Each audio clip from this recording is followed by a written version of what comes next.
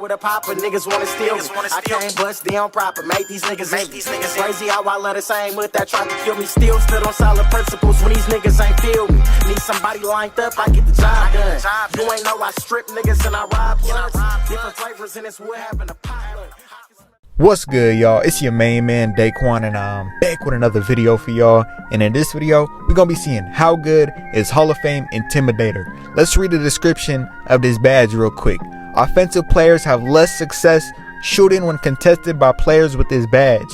Also boosts the shot defense rating when tightly guarding an opponent. Now, if you're a big man or a lockdown or just anyone with defense in your build, this badge should be on no matter what. It should be default. You should always try to stop people from scoring with your contest. But in this video, we're gonna be determining if you need it on Hall of Fame or not. Now, before we get further in this video, we gotta squash this so-called full bar glitch I've been hearing. This is not a glitch. Let's take a look at this clip right here. Now, what you're seeing in this clip right here is a guy going up with a layup. Then out of nowhere, his bar just automatically shoots all the way up to the top. That is not a glitch. 2K put that in the game for when they predetermine when you're gonna miss the layup. Now, we really only see this on inside shots. I'm not even sure you can get it on outside, but while we are talking about inside shots, let's talk about the paint defense with Hall of Fame Intimidator. And we will get to perimeter, but with the paint defense in this game, we all know it's pretty dog shit. The only time you're gonna get a stop is if you jump at the right time. But with this badge, especially after the patch, you do see a big difference. Before the patch, I didn't even run this badge on at all. I didn't even think of it, because last year it was pretty ass, but comes to this year, they buffed it obviously. But there's about 3 types of shots you're gonna be going up against when you're playing defense in the paint, and one, dunks, contact layups, and then no contact layups. Now, in all aspects of those, I'd say I've seen about a 30% increase about in the stops I'm getting. Now, if you take a look at this clip right here, of course, they're always going to make some shit like this in the game, no matter what build you have or what your defense rating is. But with shots like those are shots that are favoring the offense. When it comes to defensive shots that are favoring the defense, I'd say this is what that badge helps out with the most, because again, we all know everything goes in this game, but with this badge, it really makes the defense be on your side. But when it does come to those contact layups, those are what people are going to make the most on you no matter what. When they're not making contact like that, they're not really going to make it when you have this badge on. But now let's ask the question of, is this badge even worth it having it on Hall of Fame compared to just having it on like bronze or silver?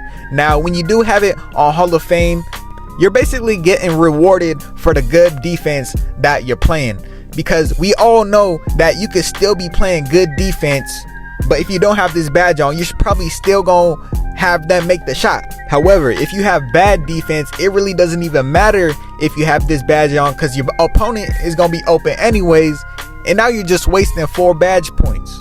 So regarding inside scoring for this badge, you could be, again, playing good defense, but the badge is basically boosting that good defense you're playing, and then the bad defense you're playing is doing nothing to help it except bail you out. So essentially, what makes the most sense to me is if you are looking to put this badge on and you don't have max 30 badges, about silver is good for inside scoring. But now let's talk about the perimeter defense with this badge.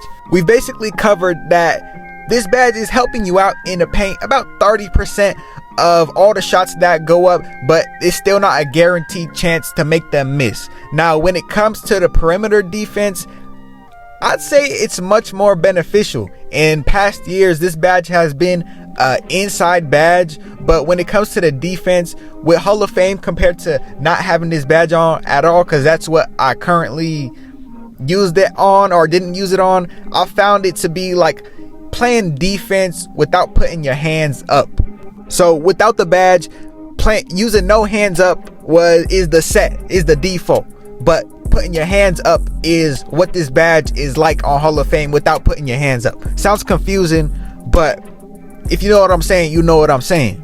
And I did state that I do think this badge is more beneficial on the perimeter, but let me elaborate a little bit more on that. If we seen last year, whites barely went in. It only really made sense to use this badge in the regards of inside scoring, but when it comes to this game, a lot of whites go in. And what is this badge doing? It's boosting your contest.